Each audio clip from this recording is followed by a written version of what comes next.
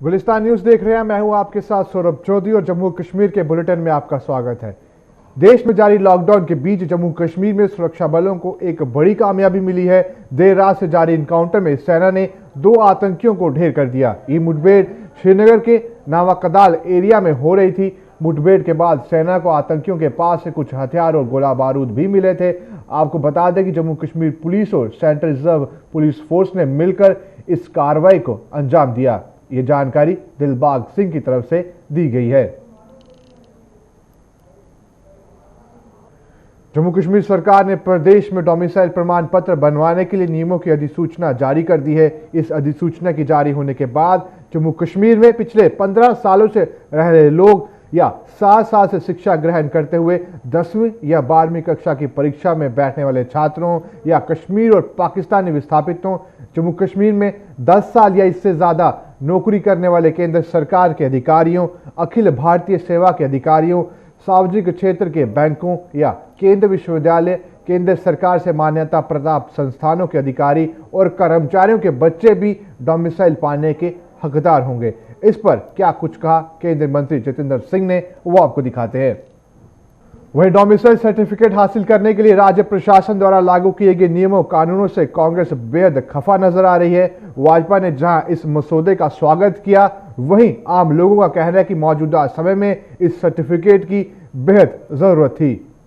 आज जिस ढंग से ये फैसला डोमिसाइल का यहाँ पे आया और जिस वक्त हम सारे लोग जो हैं पूरे भारतवर्ष के लोग और उसके साथ जम्मू कश्मीर की यूटी एडमिनिस्ट्रेशन के नीचे रहने वाले लोग कोरोना वायरस की जंग में यहाँ में शामिल है, उस वक्त ये ऐसा आर्डर का निकलना मैं समझता हूँ बड़ी दुर्भाग्यपूर्ण बात है। मैं समझता हूँ कि उसके ज़रिए जो भाजपा के लोगों की कमिटमेंट थी कि 370 हटने के बाद जम्मू कश्मीर के युवाओं पर कहीं पे भी गाज नहीं गिरेगी, इसके माध्यम से जम्मू कश्मीर के रहने वाले युवा वर्ग जो लोग हैं उनके सर पे ऊपर यह तलवार लटकती रहेगी। जो जिस ढंग से ये कैटेगरी को डोमिसाइल का हक में यहाँ पे मिला गया, कम से कम 20 लाख बांट के चलो को जम्मू कश्मीर में वो रहने वाले लोग जो बशिंदे इसकी कैटेगरी में यहाँ पे आएंगे, वो नौजवानों के नौकरियों पे भी ये डाका एक किस्म का होगा।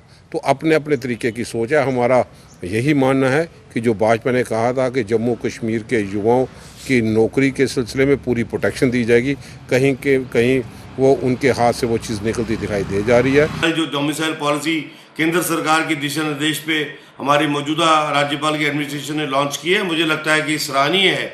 और सबसे बड़ी बात यह है कि कितना सरल तरीका है अपने आप को डोमिसाइल डिक्लेयर करवाने के लिए। 15 दिनों के अंदर आपको प्रमाण पत्र मिलने वाला है। आज भी लोग याद करते हैं कि एक स्टेट सब्जेक्ट बनाने के लिए पीढ़ी दर पीढ़ी ठोकरें खानी पड़ती थी, लेकिन स्टेट सब्जेक्ट नहीं बन पाता था। हमारे जम्मू कश्मीर, विशेष करके जम्मू के लोगों ने इस स्टेट सब्जेक्ट की बदौलत बहुत से दफ्तरों की खाक छानी, लेकिन अलबत्ता उनके हाथ कामयाबी नहीं लगती थी और दर दर की ठोकरें खानी पड़ती थी।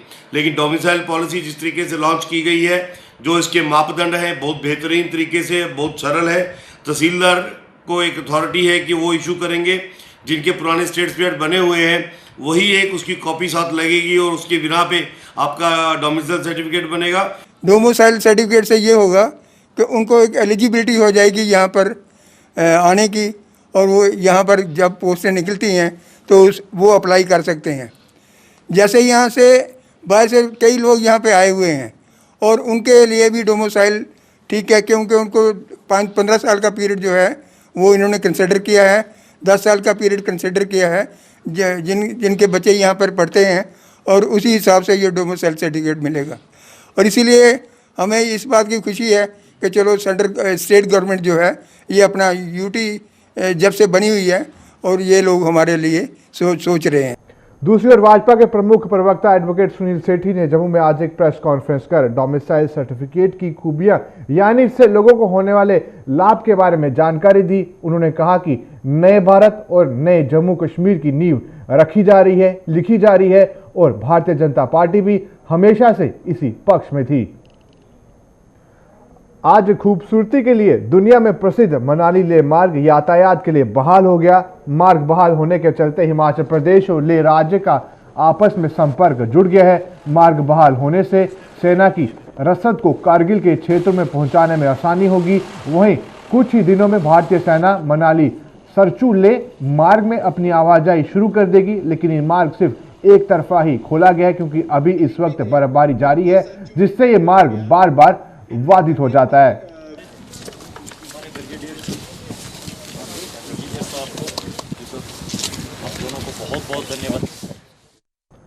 जम्मू कश्मीर में पिछले 24 घंटों में 28 नए मामले सामने हैं, जबकि एक की मौत दर्ज की गई है। आपको बता दें 22 मामले कश्मीर से आए हैं और 6 मामले जम्मू से सामने आए हैं। वहीं जम्मू कश्मीर प्रशासन लगातार उन लोगों पर नजर रख रही है, पैनी नजर बनाए हुए है जो लोग इन लोगों के संपर्क में आए हो, जो इस वक्त पॉजिटिव सामने निकल कर आ रहे हैं।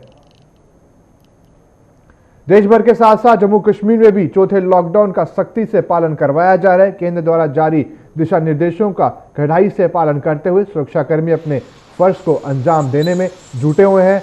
अब कई कारोबार सिलसिलेवार ढंग से खुलने भी लगे हैं, लोगों ने राहत की सांस भी ली है और यही वजह है कि अब खासतौर पर सुबह और शाम के समय सड़कों पर गाड़ियों का रश भी रहता है और सुरक्षाकर्मी हर वाहन चालक से पूछताछ के बाद ही उसे आगे बढ़ने की इजाज़त देते हैं। जम्मू के ज़्यादातर बाजार बंद हैं और कुछ बाज़ारों में स्थित दुकानें तयशुदा अवधि के बाद बंद कर दी जाती है, जिससे वहां सन्नाटा पसरा रहता है। इसके अलावा लॉकडाउन में भी ट्रैफिक पुलिस फुल एक्शन में है और यातायात के नियमों को ताक पर रखने वालों से कोई नरमी नहीं बरत रही। वहीं जम्मू कश्मीर के उपराज्यपाल गिरीश चंद्र मुर्मू ने आज उधमपुर रेलवे स्टेशन का दौरा कर वहां की व्यवस्था का जायजा लिया। उन्होंने बाहरी राज्यों से यहां वापस पहुंचने वाले जम्मू कश्मीर के नागरिकों की सुविधा की समीक्षा की और प्रशासन के अधिकारियों को कुछ जरूरी दिशा निर्देश भी जारी किए। उन्होंने कहा कि बाहरी राज्यों से आने वाले किसी भी नागरिक को किसी भी तरह की परेशानी नहीं होनी चाहिए।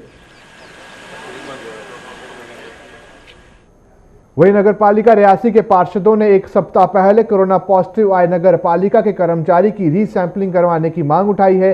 रियासी के तमाम पार्षद भी अपनी सैंपलिंग करवा चुके हैं, जिनकी रिपोर्ट नेगेटिव आई है, लेकिन इतना समय बीतने पर भी उनके सैंपल दोबारा नहीं लिए गए। नगर पालिका के चेयरमैन सुदेश पुरी व अन्य पार्षदों ने जिला प्रशासन से इस ओर ध्यान देने की मांग की है। वहीं थाना मंडी पुलिस ने लोगों को लॉकडाउन के नियमों का पालन करने की अपील की है। एसडीपीओ थाना मंडी सज्जाद खान ने लोगों से मास्क पहनने और सोशल डिस्टेंसिंग बनाए रखने के साथ साथ दुकानदारों से भी प्रशासन द्वारा तयशुदा दाम पर सामान बेचने की अपील की। उन्होंने दुकानदारों को दुकानों के बाहर प्रशासन द्वारा जारी रेट लिस्ट लगाने के निर्देश भी जारी किए।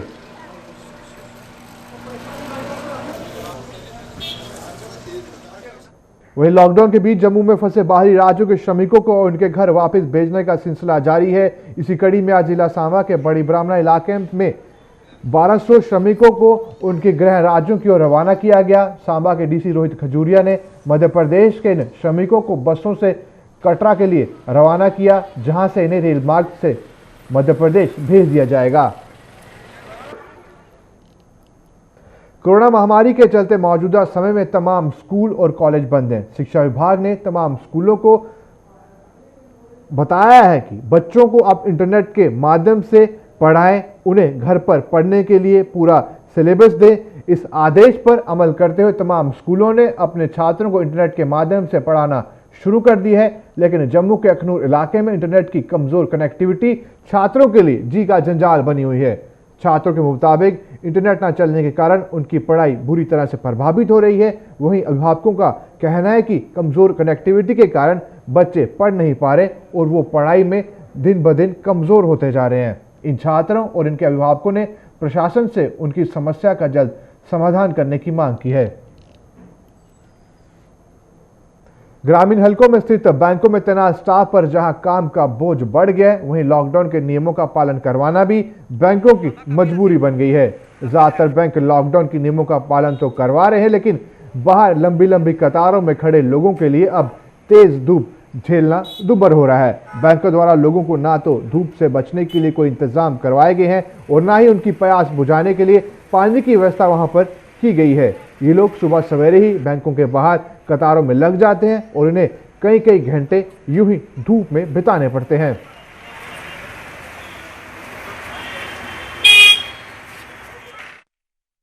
केंद्र सरकार ने लॉकडाउन के दौरान बीपीएल वर्ग को मुफ्त राशन उपलब्ध करवाया जा रहा है, लेकिन जिला कठुआ के वार्ड नंबर 8 के इस वर्ग के लोगों का आरोप है कि उन्हें राशन नहीं मिल पा रहा।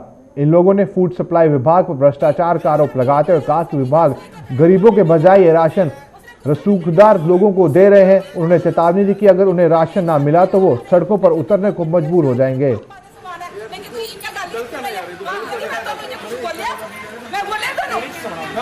इज्जत करना सीखो यार, इज्जत करना राशन नहीं है तो चल जाओ।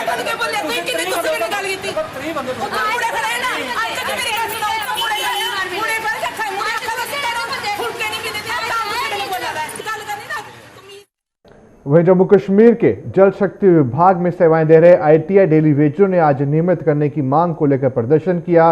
प्रदर्शन कर रहे डेली वेजरों का आरोप था कि पिछले 13 वर्षों से वो विभाग में अपनी सेवाएं दे रहे हैं, लेकिन उन्हें नियमित करने के लिए आज तक कोई कदम नहीं उठाया गया, जिससे उनका भविष्य अंधकार में डूब रहा है। हम क्या चाहते हैं, वालों को परमानेंट करो, परमानेंट करो, ITI वालों को परमानेंट करो, परमानेंट। नए पुल के निर्माण के नाम पर मड ब्लॉक के गांव चुन्नूचक में पुराने पुल को तोड़ दिया गया था, लेकिन 3 महीने बीतने के बावजूद भी नए पुल की नींव की खुदाई का काम तक शुरू नहीं हो पाया। सरकार के इस काम से स्थानीय लोग हैरान हैं। लोगों ने सरकार के इस काम पर सवाल उठाए। लोगों के मुताबिक जब नए पुल का निर्माण ही नहीं हुआ था तो सरकार ने पुराने पुल को क्यों तोड़ा? अगर पुराना पुल तोड़ ही दिया है तो फिर नए पुल का निर्माण कार्य अब तक शुरू नहीं कराया गया, क्यों नहीं कराया गया? लोग अब चिंता उनकी लोगों की बढ़ने लगी। उन्हें चिंता सता रही है कि अगर बरसात के मौसम से पहले पुल का निर्माण कार्य पूरा ना हुआ तो 12 से 13 गांव के लोग बिना पुल के किस तरह आर पार होंगे।